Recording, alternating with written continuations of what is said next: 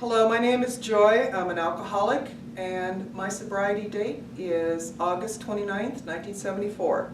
We're here today to review the fourth step. These are suggestions that are right out of the big book of Alcoholics Anonymous. In reference to step 4, on page 64, what it tells us in the big book, it describes resentment is the #1 offender. It destroys more alcoholics than anything else. From its stem all forms of spiritual disease. For we have been not only mentally and physically ill, we have been spiritually sick. When the spiritual malady is overcome, we straighten out mentally and physically.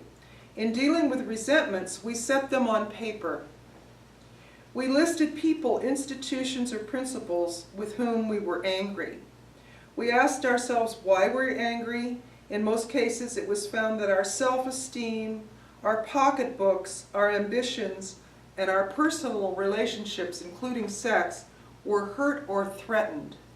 So we were sore, we were burned up. On our grudge list, we set opposite each name our injuries. Was it our self-esteem, our security, our ambitions, our personal or sexual relations which has been interfered with? We were usually as definite as this example.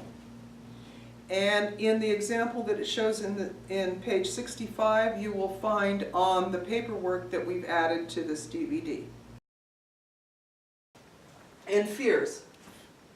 This is the big one. Fear is probably the touchstone of our disease. Whether you're codependent, a foodaholic, an alcoholic, or any other person in recovery, fear is the touchstone of every single problem we have. And it drives us into so many situations and destructive behavior that fears are very, very important to identify because we all have them. We're all human. And I myself would compare myself to other people. And I would say, they don't look fearful. And inside I felt terrified. I felt like 12 years old in an adult situation.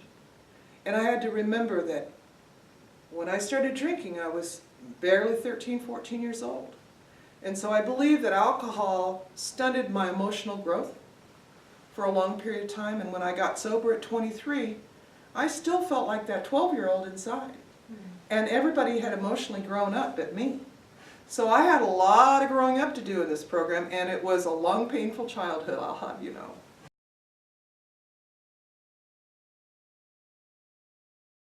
You've got your four columns of your inventory, 3 columns of your fears, and you have your sex inventory.